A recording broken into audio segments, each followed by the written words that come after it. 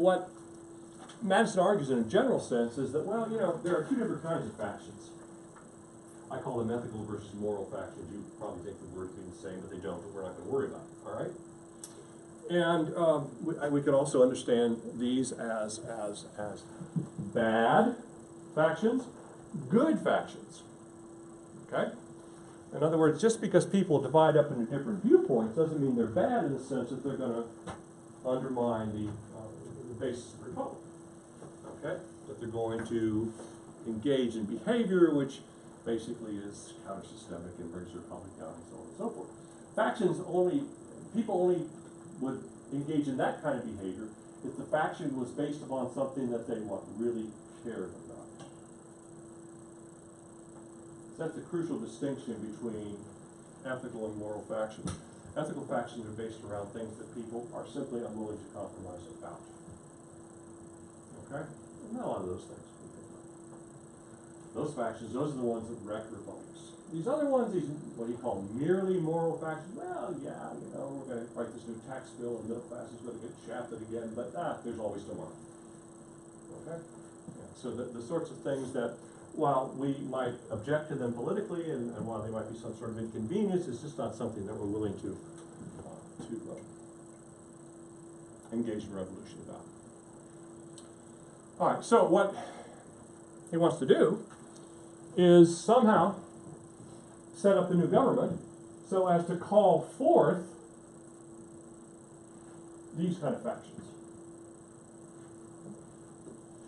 In other words, using the structure of government in a way that doesn't try to change human nature. It takes human nature as it is, people rent by the vice of self-interest, and somehow set up a set of institutions that allows people to be selfish but produces a good outcome. Two methods of curing the mischief: one by removing the causes, the other by controlling the effects. 05. Okay. All right, so I used to have a little chart. So faction is the problem.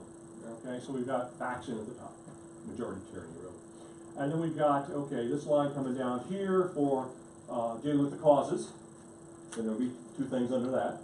Then we got this line over here dealing with the effects, you know, doing something about factions after, and there would be four lines over there, four vertical lines down over there. In terms of dealing with the causes, basically, the root cause of faction in a republic is freedom. I mean, yeah, it's about self-interest, but if people aren't free to exercise it, then you don't have a problem. Two ways we can curtail freedom or get people kind of all on the same page. They are, in a way, flip sides of the same coin. We can go the dictatorship route. All right. Destroy the liberty essential to the existence of faction. Dictatorship sounds kind of far-fetched in terms of founding, does it not? But we had a likely candidate. Who would that have been? Washington, yeah. Washington could have been whatever Washington wanted to be. And number two, it's not unusual for these sorts of popular revolutions to result in a dictatorship. Is it?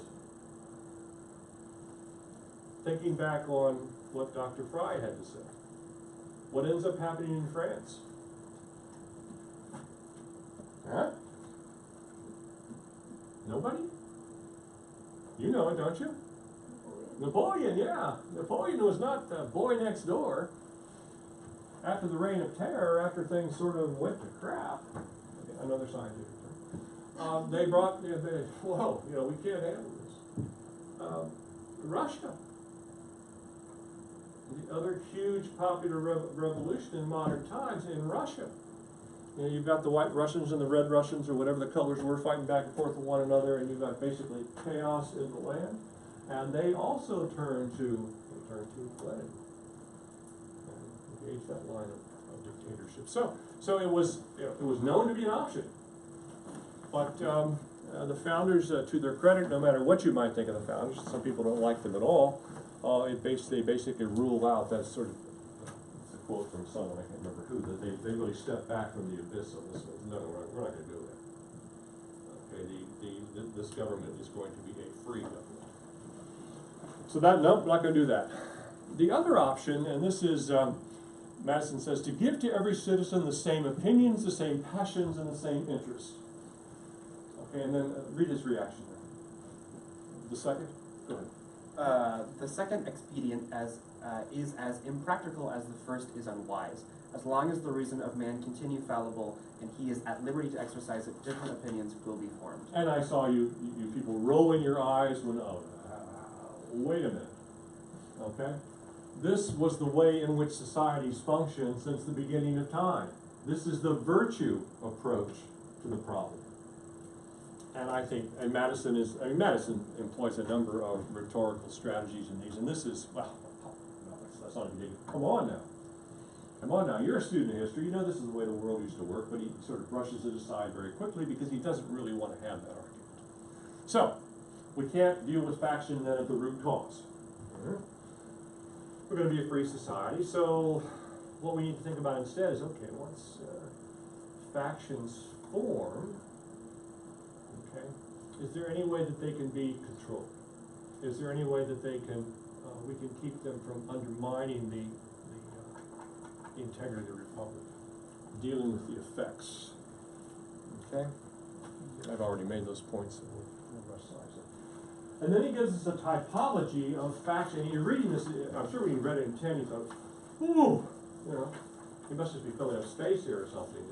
And he's kind of wordy here. Why does he use all these different, but he's got different things in mind. He gives us a type, he sees three different types of factions. Okay. Three different bases upon which factions would form. Factions based upon opinion, factions based upon attachment to leaders jealously contending for power. That's the second type. And the third type, so that's two subtypes, is factions based upon property. So those are three different types of systems. So what we're going to think about here is, okay, we're going to have factions, and we'd like to be able to control them, but we got to think a little bit more about what kinds of factions these are going to be. Dealing first with factions based upon opinion. Zeal for different opinions concerning religion, government, so on and so forth. Notions of right and wrong, good versus evil. Madison says, I hope that doesn't happen. Because nothing we can do about that. Why not? What's his biggest concern in this category?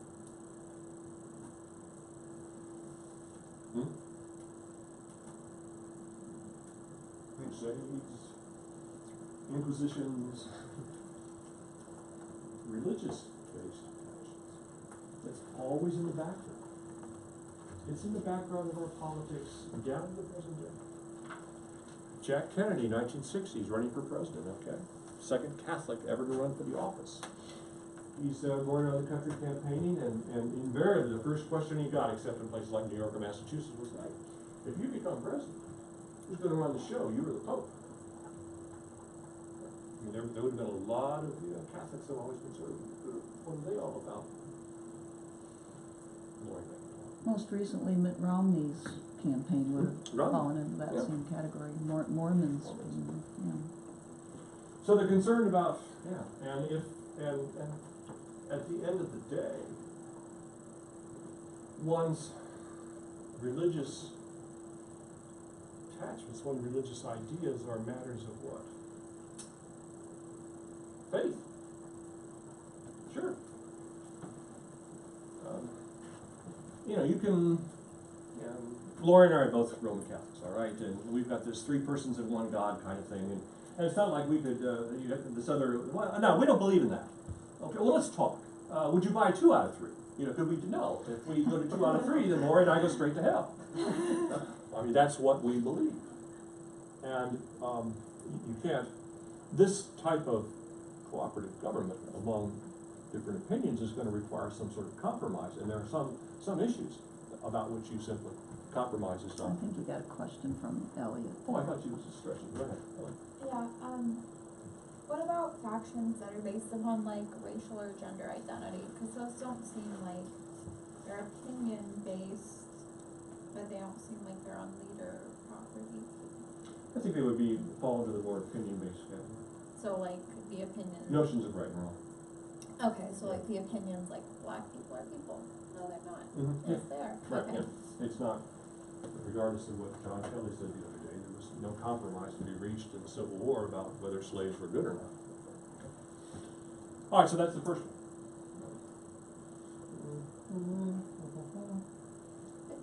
15, I have 5 more, Lori. Human passion. Can we do this in 5 minutes? I really like this one. This is a lot of fun.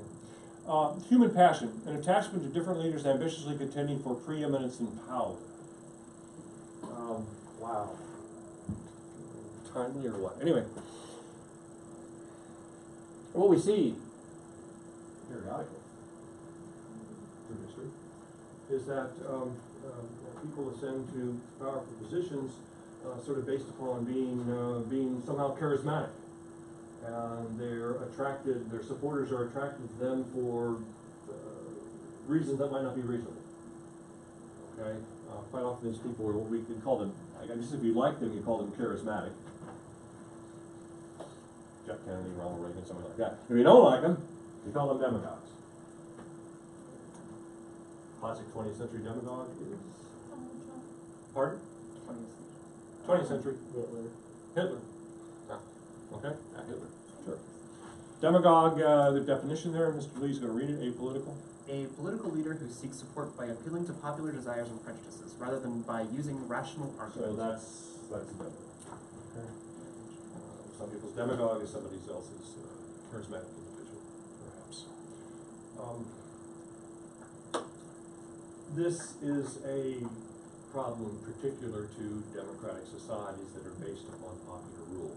There's a possibility there's going to be get someone out there who's got some really attractive qualities, who appeals to people's baser instincts and drags the republic down the road. Okay, it's a genuine issue, especially given what these people would have assumed about public officials. They would assume that public officials were driven by a desire to be powerful. Okay, and they would do whatever was required in order to be powerful or to be famous, if you will. I can do fame when we come back. I probably will. I'll probably go somewhere else. That's enough for today. So we'll finish this up and we'll get into the second week stuff. There's really not a full 2 days of that. We'll finish it up in